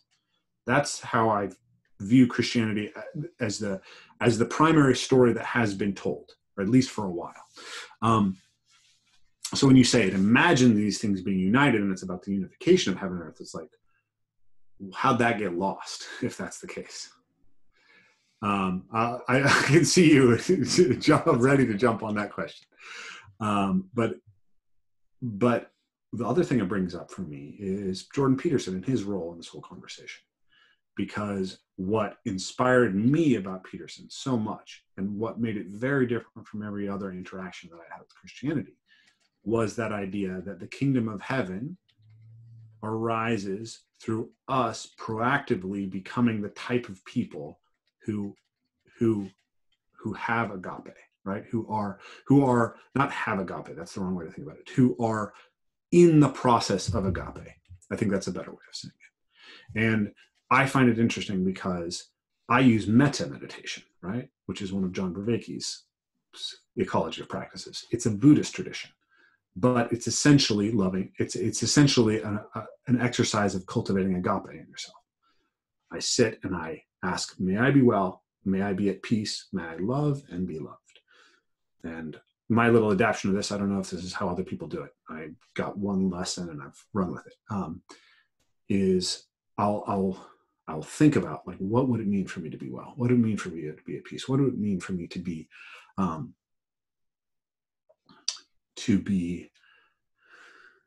to love, right? I imagine the feeling when my 2-year-old daughter runs to me in the morning to give me a hug, right? Like, can I have that, right? And I imagine the way that I care for her, and can I look at the world in that way? And so I'll sit there and I'll do that, and it changes me, right? It changes me. Like, that's one of the most profound places that I'm experiencing change right now in my life. I want to come to another place with that around kind of the falling apart of our culture that's happening, and how I'm looking at that, because I think that's interesting. I also really want to touch on C.S. Lewis, but I wanted to. I think I'm throwing too many ideas at you if I go through all those. So let's let's address this little thing that I just said.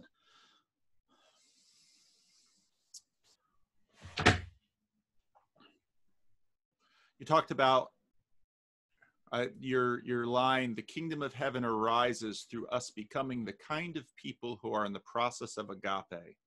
Yeah. And Jordan Peterson's role in that conversation. Jordan Peterson in this conversation, I mean, I also got a lot of grief from Christians. People be on my channel. Why do you keep talking about Jordan Peterson? Why didn't you talk more about Jesus? Like, go to my church channel. I don't talk about Jordan Peterson. Talk about Jesus over there. On this channel, I'm talking about Jordan Peterson because I'm trying to figure this stuff out. Why is he so integral? And I was interested. I got interested in Peterson at the same time I was continuing to work through a bunch of C.S. Lewis stuff about cosmological conflicts between the cosmology you find in, let's say, Genesis 1 and a contemporary cosmology. And my problem wasn't really the cultural anthropological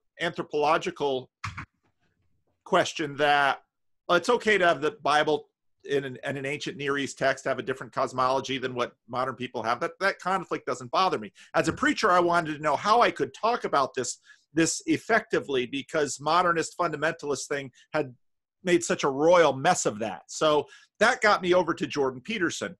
And I began to see that he was very much working on this. Now, the kingdom of heaven arises through us becoming the kind of people who are in the process of agape. If I tried to do parkour right now, I would rack myself up pretty badly. It would be a mess. And my doctor would say, stop it, because I'm not in any kind of shape and I have no skills and I'm not particularly athletic. So it would be a freaking disaster. Okay. And this is the difference. We'll come back to that. That's very important. This is a difference between Dallas Willard, who was a philosophy professor at USC and a very interesting Christian, died not too long ago. He talked about training versus trying. Mm-hmm. If I wanted to enter into your discipline, I would become your disciple, and you would assess me and you say, okay, we need to shape up the diet. We need to, there's some strength things involved. I mean, you would have a list of things that you would have for me physically in order to get me towards, and there would be small ways of starting and so on and so forth. Training versus trying. Mm-hmm. People look at the church and see, this is where community comes in, because yes, indeed, the goal is to love, but love is not, the imagination is helpful and important in terms of locating the story of love, but where the rubber hits the road in terms of human relationships, love is very, very hard. It's at least as hard as a lot of the physical things that we do, because people are a mess. And so the story of Jesus is a story of, and you talked about the world. And one of the funny things about this word world, especially in the Gospel of John, is that it often has a negative connotation. And it's not talking about, this is where it's not talking about the planet, but it is. I mean, this is the problem of time and language. So Jesus, Jonathan Peugeot stuff, right? That's right. That's right. Like a phenomenologist about these things. The most famous verse in the New Testament. You can find it at football games, held up on signs. For God so loved the world. Yep. And, you know, I'll and just so say that. then... I'll just interject, right? Yeah. As somebody who has been a militant atheist who has said, you know, there's a website that was on the internet for a long time that calculated how many people God kills in the Bible versus the devil. Came up with like 438,000 people. Yeah, yeah. God is a genocidal monster. Yeah. I don't know. There was a point in my life where I just heard like that phrase, God so loved the world, he sacrificed his only son, right? Yeah. It's a story. It's a narrative that has so much emotional power. Have you heard this? You know the song Hallelujah by Leonard Cohen? Yeah. Okay. There's a little girl from Ireland who sings a version of it about Christ. Have you heard this song? I think I have, yeah. I'll send it to you. I cannot listen to that song without crying. Right? And that is meaningful to me. Whether we accept the proposition or not, that the story can move us like that. And that by moving it like us like that, it brings us closer to the capacity to behave like that. That's something that we lose a lot if we lose sight of, it seems to me. Yes. Yes. So anyways, go ahead, keep going. Well, and you know, that's exactly right. And so then, you know, someone comes to you and says, you know, I've seen your videos and I want to be able to, some young person, I've seen your videos. I want to be able to move like you do, because when I see you move, I'm just inspired. And, you know, you've read the mythology. And so you got all this stuff and say, okay, well, this is how we're going to get you to that point. Well, how would you get people to the point of loving their enemies?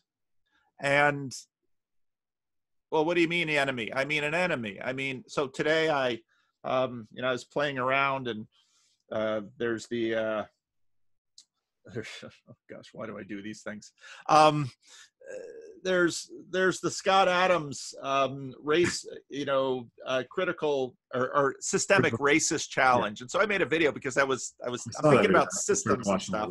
Yeah. And so I thought, well, I'm going to put this on Twitter. And I hate these people with 500,000 Twitter followers that actually read their ats, and it's like, oh crap. Because then he said, oh, this is bullshit. And of course, then I get piled on by the Twitter mob. You get piled on by Scott Adams followers? Wow. Oh yeah. I got piled on by the Twitter mob. They're calling me all names and that stuff. And that's happening. And at first it starts happening, you know.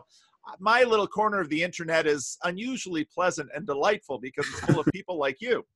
And so it's happening to me, and the first instinct in me is to have the trollish mocker within me speak, because that guy is in there, and then another part of me puts a pause on that and says, now wait a minute, you know what's happening here, you know all of this stuff, you need to back up and sift through all of these trollish comments and find the one or two people who are the ones that out of Scott Adams' following that you actually want to engage. There's missiology. And find the one or two tweets that you can turn into a tiny little productive thing. Don't start hitting back on Twitter at all these other things. That's a waste of your time. Find someone who has shown an indication and an appetite to receive love, and then in a little Twitter way, give them a little bit of love. And, you know, and this is, community is ideally prepared for this, because every community you form will be filled with broken, hurting, you know, emotional burn victims that if you touch them in just the wrong spot, they'll shout, ow, and they might hit you. And then after they hit you, you have to figure out, okay, how do I love this person?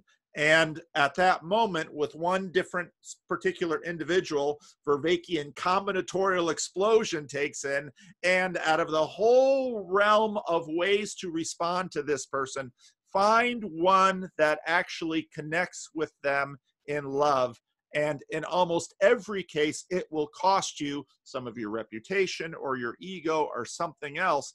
And it's like, wow, what will it take for me to develop that kind of capacity?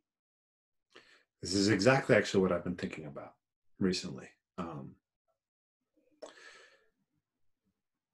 I'm not sure if the story is how it went.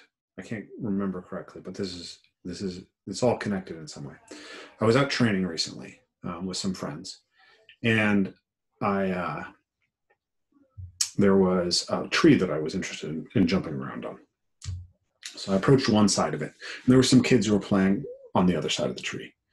And so I came around to the other side of the tree. And their father saw me, and he thought that I had gotten too close to the kids. That COVID-19, scary, scary, scary.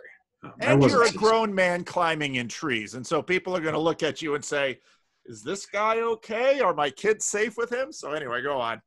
Yeah. So he just flips out, right?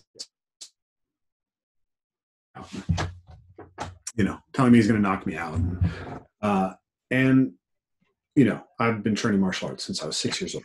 It's probably not going to happen. I'm 6'2". I weigh 220 pounds. I'm very fit, and I can generate an enormous amount of physical power and take a pretty good beating, right?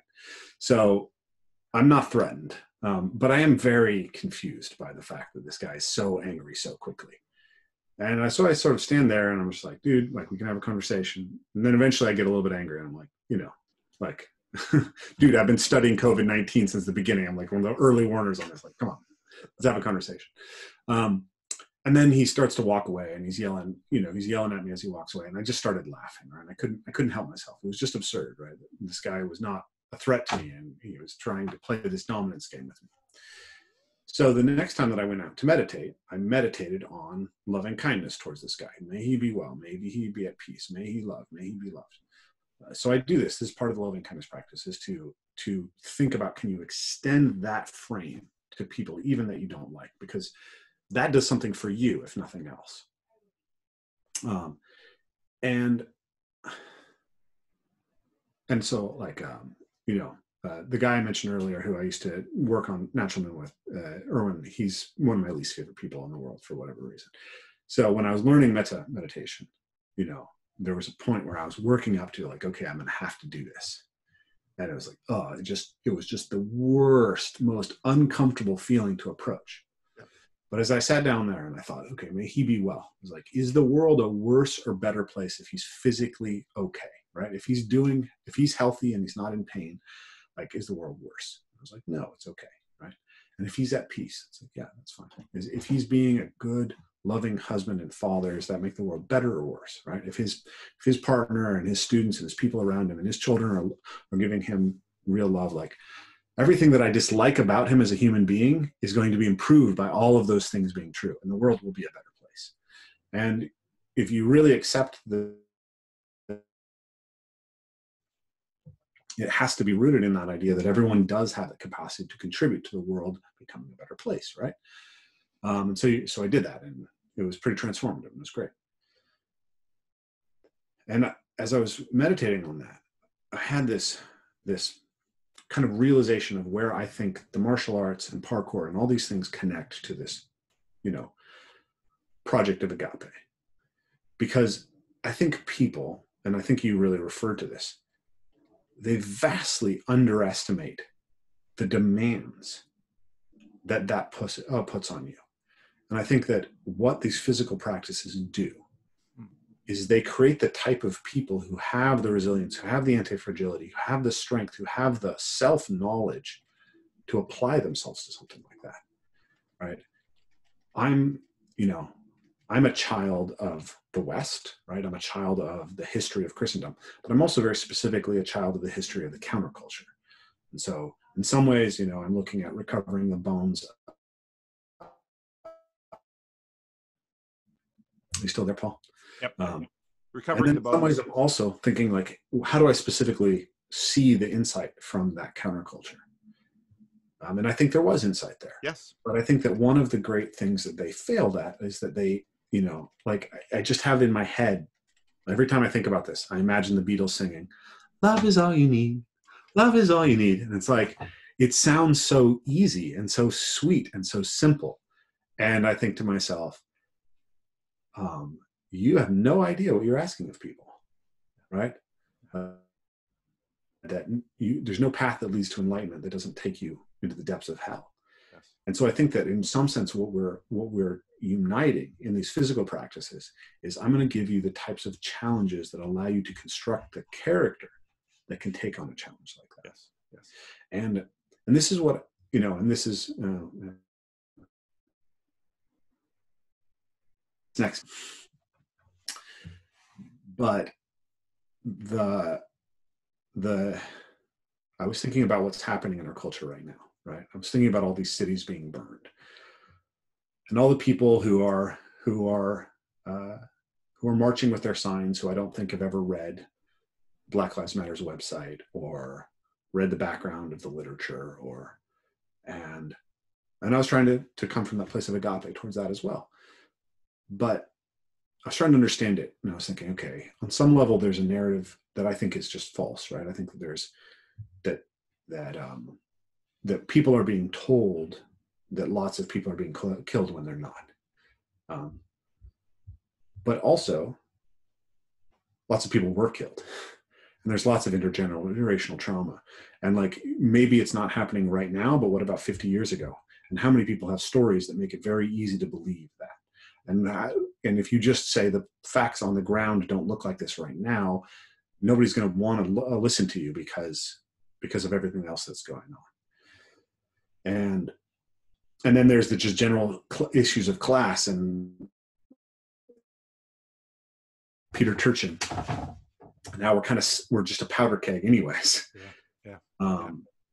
And then here's the other aspect of it to me. Someone was asking me this in an interview: what happens when you don't allow kids to roughhouse? Yeah. It's like, what's going on in the streets is what happens when you don't allow kids to roughhouse. Yeah. I read this book called The Serious Book of Puppy Training, right? I was getting a dog. And in the book, they talk about, if you have a puppy, right, and puppies want to bite. Dogs manipulate the world with their teeth. They're predators, they fight, they need to express this. And the puppy's going to bite you too hard. It's going to be uncomfortable. Puppies have little sharp teeth. Now, if you punish that puppy and prevent it from biting, you'll teach it not to bite you, and it might not bite you. But you've set yourself up for a problem, which is that puppy now has no control over how hard it bites when it does bite. And also, it's more anxious and more likely to be anxious because it's never had the chance to test itself. And I realize that's the same reason why we're so driven to roughhouse. Human beings are the same way. You need to hit, you need to be hit, you need to grapple, you need to tackle each other, because you need to test what your body is, how you respond to things. And so we've sheltered a generation of children to the point where they have no emotional regulation in the face of even minor trauma. Now, this is Jonathan Haidt's thing. I'm reading Coddling of the American Mind. In some sense, my project is the opposite. I'm trying to uncoddle the American mind. Yeah. I'm trying to get people to voluntarily take on the types of challenges that can help them grow their character. Yeah. And I think that I had this image that popped into my head, which I've been playing a lot with the idea of what is the role of anger in physical practice? Because a lot of people have used anger to become very successful, but it always seems to backfire in some way. And often, in my experience, people who are fueling themselves off of anger, they burn out. And so I think of it as the dark side of the force, right? And then I find these people who are able to go back to the game forever because they love it, and they're driven by love, and they're driven by the positive emotion. I find that it's really powerful. But I don't think that it's enough to say you should always be in the light side. You should never use the dark side. Yeah. And I had a friend recently who's just come back to the sport, and he tried to do a front flip. He's really a talented acrobat, and he hurt his back.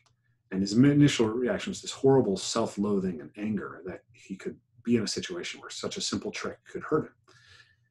And he meditated on it, and he realized that what was underneath the anger was the memory of how much he had loved being able to move that way. And so the anger was the spark that burned off some dead wood and allowed him to see things. So I was meditating, and I had this image of anger as a fire in a forest. And when the forest is healthy and the fire hasn't been suppressed, when the anger moves through, it burns off the dead wood and gives room for new growth. Yeah. But when the ecology is broken, and when the anger is suppressed, it burns down the heartwood. It destroys the mycelium in the soil. It's something that we can't recover from very well. And what I'm afraid is happening is that we've suppressed a generation. We've prevented them from expressing themselves, from learning to integrate anger. It's like if the first time that you ever express your anger and you have a place to express your anger is when you're 25, right? Your anger is still a 2-year-old's anger. And you don't want the anger of a 2-year-old and a 25-year-old. Yes. And I think that's what we're seeing play out.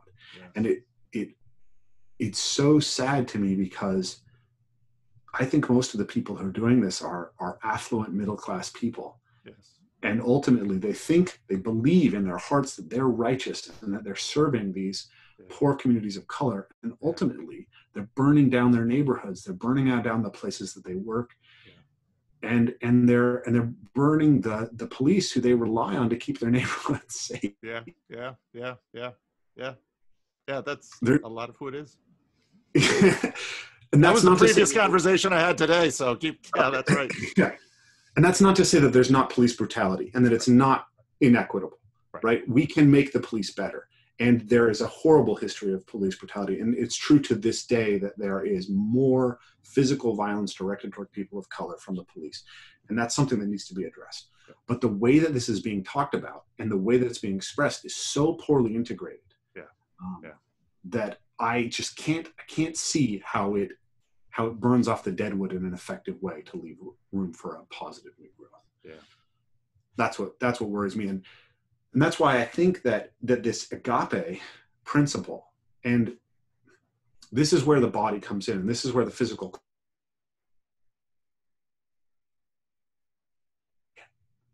Sorry, you froze there. Okay, this is where the body comes in. This is where the physical. That's right before where you broke up. Okay. This is where the body comes in, right? This is where these physical practices come in. We have to have integrated human beings, right? And we have to, 4E cognitive science. What we are is embodied, it's embedded in our environment, it's enacted, and it's extended through a network, a community, right? That's what we're doing. And you have to have those capacities. You have to build people, right? It's not enough to say, believe.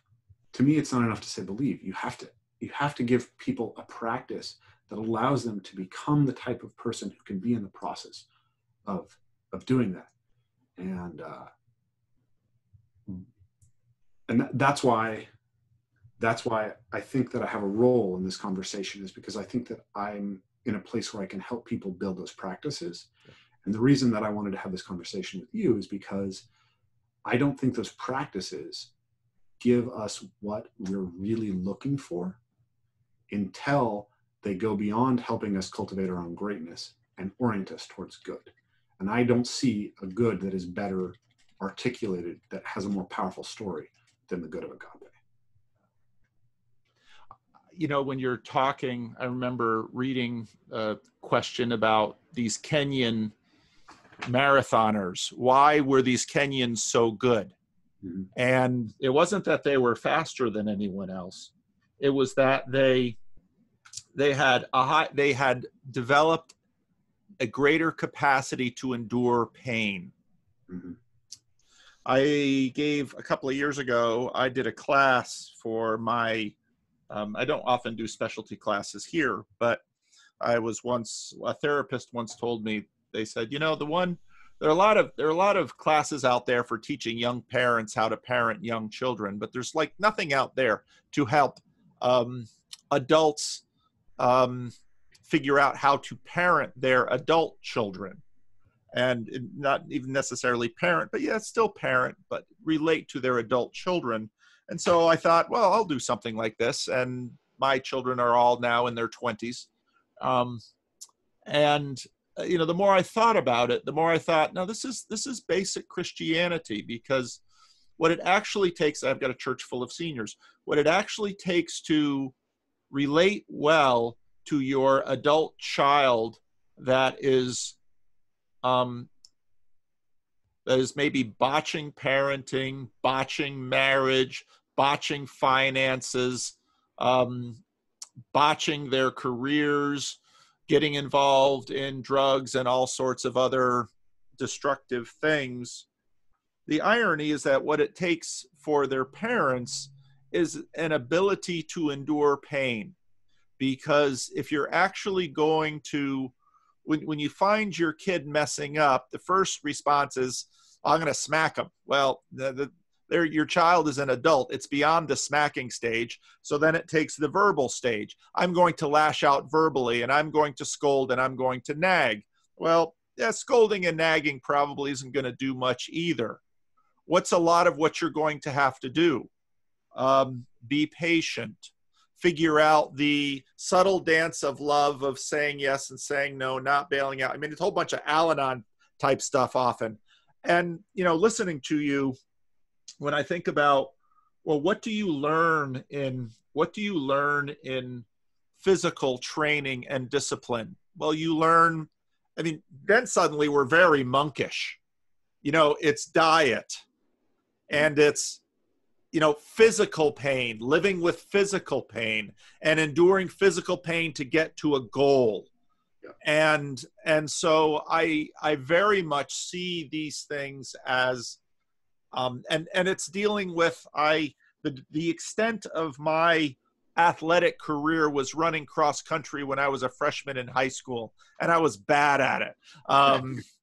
But what you learn is pain. It's all of these same things. And it's, I watched my sons play varsity basketball. It's dealing with their anger of riding the it's just a whole host of things. And no, I think what you just said about what we're seeing going on in the streets now is, I think you're exactly right. And I think, when I look at, I'm a pastor of a middle-class church, and in middle classness, there's pastors of different communities in, as we used to say, the ghetto, deal with different things. And a lot of what you talk about is something that I've seen many of these pastors work with. How do you talk to a kid who's landed himself in prison, and at this point he's probably not looking at too much time, but that there's a fork in the road here, and this kid could go one way or the other, and the tool that you have is the gospel, and how are you going to get that kid on another path? And Black churches and Hispanic churches are full of ex-con preachers, because in the discipline of the prison, they had to learn something. And so much of the Christian life is, and again, it's present right there at the center of Christianity. How much pain can you endure for your enemy? So I think that intersects and maps onto a whole lot of what you're doing. Yeah. I had this, when I was thinking about the fire, sorry, you're breaking up a lot, so I'm trying to go where I have stronger internet. Better Wi-Fi, in search of better Wi-Fi. So when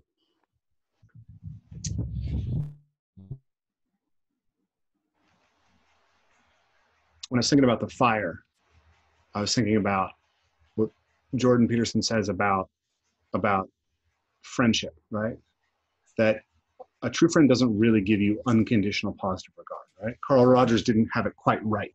And then it's the same thing with a parent, right? If you love someone with agape, you're loving, you're trying to serve their potential to come into order in a good way. And that is not the same as giving them just being nice to them. And that's what I think is I think that's the hippie mistake. That's the counterculture mistake, right? That's the, you know, love is all we need, right? I was thinking about this idea that, like, this is, I don't know. I went from, in 2008, I voted for Barack Obama, right? I was a mainstream liberal. Like, we celebrated in the streets like it was, we'd won the Super Bowl in Bellingham, Washington, where I was living at the time. And I was raised in the counterculture, super hippie, super liberal, right? Everyone I know has never voted for a Republican. By the time that I encountered Peterson, I was, adjacently alt-right, right? I was so convinced that the postmodern critical theory thing was indefensible, that anyone who was willing to speak truth to that power was someone that I was interested in listening to.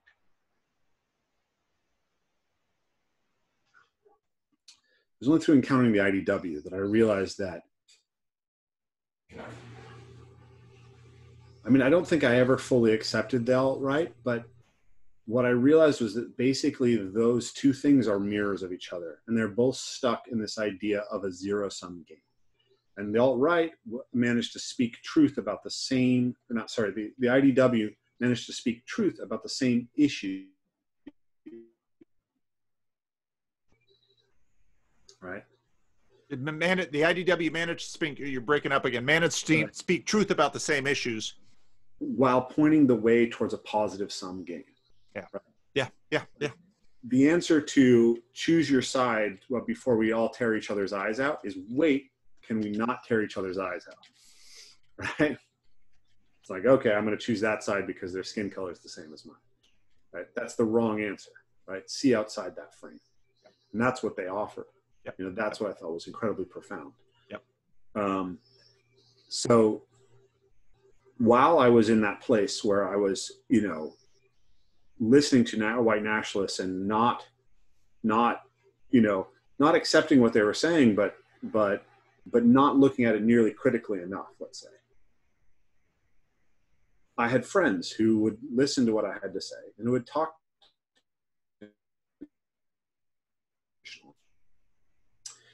but would push back on me, in an accepting, in a way that left the grounds of our friendship unthreatened. Yes. And I was thinking that, like, I'm not sure I would be the person that I am if not for those friends. Yeah. And I was thinking about that's agape, right? Agape is being willing to stand with somebody and also tell them, like, don't touch that. Yeah. Like, you're gonna get hurt. That's not good for you. Yeah. Right. It's not saying, like, yeah, I'll hold the thing while you shoot yourself up for heroin. That's not agape, right? Yeah. That's serving the part of someone that wants their own destruction. Yeah. And so I thought about that idea of the fire, and I said, like, I want the people who will stand in the fire with me, who will start the fire that's going to help me burn off my dead wood. But they're not going to stoke it so that it burns me up either, and vice versa. Yeah. And that's what I don't see, right? This idea of allies that's being promulgated out there. That's not, those are not real allies. No, right? No. They're not. They're non-player characters. They're minions. They're non-player characters. That's what they are. People are looking for minions. Yeah. Be my minion. Yeah. Be my I like non-player character. I like that a lot. Like, Yeah. here's a book on how to be a non-player character. Yeah.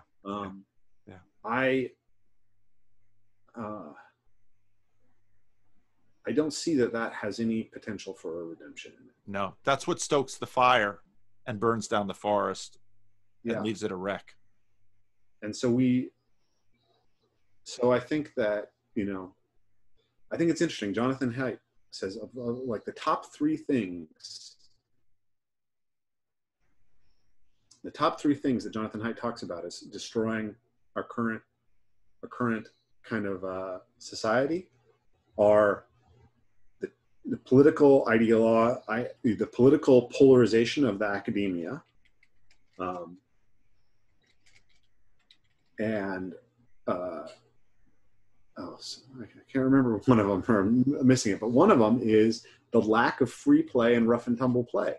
Right? We've coddled our children, and it's murder, right? And we're creating people who are suffering in the most affluent period in human history. Yep. Because they have no abundance of spirit, because in order to create that, you have to work, right? Yep. And the practices are about putting in the work, I think. Yep. Very true. Very good. Well, we never got to C.S. Lewis, so we'll have to talk again, because I'm really curious where Lewis comes into this. A famously non-athletic man who didn't even have a driver's license. Talk about an intellectual. Yeah. But yet full of wisdom and a great guide in many things. So. Yeah, I'm very curious to pick your brain about Lewis. I'll have to do it again. Yes. Well, Rafe, this has been a delight, and I should move my body. My watch tells me every so often. Yeah, me too. Yeah. But thank you for this, and by all means, send me that link to the Hallelujah and any other links you want to send me, and we'll talk again. Sounds good. I look forward. And I will pray for your church. Thank you. And hopefully, Lord willing, one of these days I get up into your neck of the woods, and we can speak face to face. Willing. Okay.